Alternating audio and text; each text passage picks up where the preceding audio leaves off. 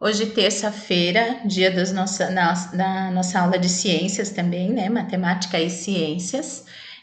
Aula de ciências, como sempre, nós estamos realizando a partir do livro Buriti Mais Ciências, que vocês têm em mãos aí. Quem não tem o livro tem a cópia, né, das folhas. E aí, hoje nós vamos ver a página 40 e 41, a semana 7. Tá? Página 40 e 41 do livro de ciências, nós estamos fazendo uma finalização aí de unidade. Então, a gente passou essa primeira unidade, né, falando sobre os materiais, sobre a utilização dos materiais, sobre a energia, né, que tipo de energias a gente tem. Então, todas esses assuntos, eles vão impactar aí o meio ambiente. Né? Então, são recursos da natureza. Então, recursos que a gente retira da natureza, tanto os materiais quanto a energia, né? A gente viu aí a geração de energia elétrica, a geração de energia, de energia, como chama? Térmica, né? Que a gente pode utilizar também, né, que vem sendo bastante utilizada, a geração a questão da energia magnética. Então, a gente viu todas a geração dessas energias que a gente precisa, que a gente utiliza no nosso dia a dia. Né? Seja de uma forma ou de outra, a gente utiliza. E os materiais também. A gente utiliza todos os materiais que vêm da natureza, seja para a gente se alimentar, seja para a gente dar conta das necessidades que a gente tem. Então, tudo isso a gente viu aí nessa unidade, né, do nosso livro de ciências. E aí a gente vai hoje a gente vai falar um pouquinho mais sobre isso e dar uma finalizada. O que a gente precisa ter em mente é que tudo que é produzido, né, na natureza, na vida, no cotidiano, ele tem, digamos assim, um preço a ser pensado, né, para o meio ambiente, né, para o ambiente em que a gente vive, para o planeta onde a gente vive. Então, a gente precisa, a matéria de ciências, ela traz bem essas questões para que a gente desenvolva mesmo o senso crítico, desenvolva uma consciência ambiental que até então as pessoas, né, de um modo geral, de uma forma geral, não têm essa consciência. Né? E quando eu coloco as pessoas, gente, eu me coloco também, porque muitas e muitas vezes eu me vejo fazendo coisas que eu falo assim, nossa, se a gente for parar para pensar, a gente está prejudicando o meio ambiente. Né? Então, e aí quando a gente cria uma consciência, a gente começa a fazer as coisas independente de outras pessoas, independente do comportamento de outras pessoas, e a gente faz as coisas de maneira pensando, consciente, intencional, né? Porque muitas vezes a gente deixa de fazer as coisas corretas, né, com relação ao meio ambiente, com relação à nossa vida, com relação à nossa saúde, porque a gente não para perceber o que é que a gente está fazendo. A gente não para analisar, para refletir sobre aquilo que a gente está fazendo. Às vezes a gente fala assim, eu tô, sei lá, sentindo alguma dor nas costas, né? E eu sei que aquela dor nas costas é devido à minha má postura, né? Então eu não sento direito, eu sento na frente da televisão, no sofá, com o celular na mão, aí eu fico todo enrolado, parece um caracol. E aí o que vai acontecendo? Os dias vão passando e a estrutura do corpo da gente, ela não foi feita para ficar que nem um caracol, né? A gente tem lá as nossas vértebras, né? Os ossinhos, então não foi feito para isso. E vai causar aí um desequilíbrio no nosso organismo e vai machucar algum lugar do nosso corpo e a gente vai sentir dor sim. É possível de reverter isso? É possível, com uma postura adequada. Mas e aí? Ainda que eu saiba, ainda que eu tome consciência disso, né? Eu mudei.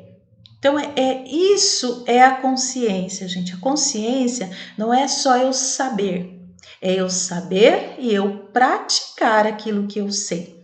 Porque senão, de nada adianta eu saber. Eu sei que eu preciso separar o material, né? Que eu preciso separar o meu lixo, que se eu separar o meu lixo, eu vou ajudar, né, o meio ambiente, eu vou ajudar porque eu não vou jogar lá no lixo produtos que podem ser reciclados, né?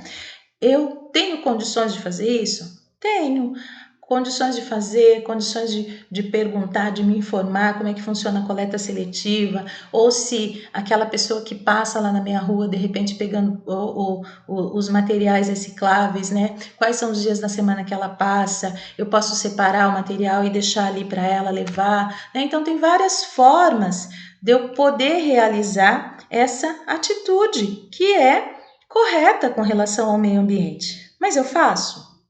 Aí eu preciso me interrogar: será que eu faço? Né? E se eu não faço, por que é que eu não estou fazendo? Então, é aí que entra a nossa consciência ambiental. Então, se conscientizar de algo não é só eu sei, né? Eu estou falando isso porque eu vejo muito, a gente age muito dessa forma. Eu sei o que eu tenho que fazer, mas eu estou fazendo aquilo que eu tenho que fazer? Essa que tem que ser o questionamento, não é se eu sei ou se eu não sei, né? Porque na maioria das vezes, com relação ao meio ambiente, a gente conhece, a gente sabe, tá aí o tempo todo, né? Nas notícias, né? Na televisão, na internet, o tempo todo falando sobre o uso consciente da água, o uso consciente dos recursos naturais, a forma de descartar esses materiais que a gente não utiliza mais, esses objetos que a gente não utiliza mais. Então tá aí, na cara da gente. Se a gente não faz, não é porque a gente não sabe, é porque esse conhecimento, ele ainda não teve uma transformação dentro da gente. Precisa ter uma transformação para essa transformação virar uma ação. A partir do momento que vira uma ação, aí sim, eu sei e estou agindo. E é isso que precisa ter. Se não for dessa forma, não existe mudança. E a gente continua praticando as mesmas atitudes, ok? Então vamos lá, aula de ciência, semana 7, páginas 40 e 41, professora Cláudia. Nós estudamos na Escola Municipal, professor Irineu Leister. Olha lá, o ciclo da vida dos materiais. Então, esse texto, para a gente ler, para a gente pensar um pouquinho sobre como é que funciona esse ciclo da vida dos materiais. Então, todos os objetos que a gente utiliza, e alimentação também, né, a gente retira da natureza. Isso a gente já sabe, né? A gente viu lá no comecinho da unidade, tá? Então, são recursos que a natureza manda para a gente poder utilizar de alguma forma, né? O homem acabou encontrando aí várias formas de transformar esses recursos e utilizar em benefício próprio, né? Isso é muito bom, né? Isso é muito positivo. Agora, o que não é positivo é a forma como a gente acabou fazendo, né, essa utilização dos recursos, como a gente não tem consciência de descarte, de consumo, isso não é legal. Então, esse texto é para a gente entender tudo isso, para a gente entender que existe um passo a passo, né, desde da hora, numa simples caneta esferográfica. Então, quantas coisas precisam existir, precisam se mobilizar para que a caneta esferográfica chegue na sua mão, né? E depois disso, a gente pensa na questão do descarte desses resíduos. Então, acho que o que pode ficar com o exemplo aí da caneta esferográfica. Se de repente a gente tivesse um serviço aí de recarga dessas canetas, né? Como é que poderia ser um serviço de recarga dessas canetas? Aí a gente já reduziria alguns milhões de canetas, né, sendo jogado fora, né, por falta de carga, como normalmente acontece, né? Então a gente precisa ter esse pensamento mais crítico, né? Que para a gente crescer sabendo um pouco mais das coisas e pensar em desenvolver aí situações e coisas que possam fazer, possam ajudar aí o meio ambiente e consequentemente a nossa vida. Então vocês vão ler o texto e que está na página 40 e na página 41 tem algumas questões que vocês precisam responder. Então, quais as etapas fazem parte do fluxo linear de fabricação dos produtos? O que é um fluxo linear? Fluxo linear, gente, porque é um caminho que segue sempre aquela direção, tá? Então não tem, é sempre assim, eu pego o produto da natureza, né? Depois de pegar esse produto da natureza, esse produto é transformado, né? É fabricado, aí vai fabricar, pega na realidade a matéria da natureza, né?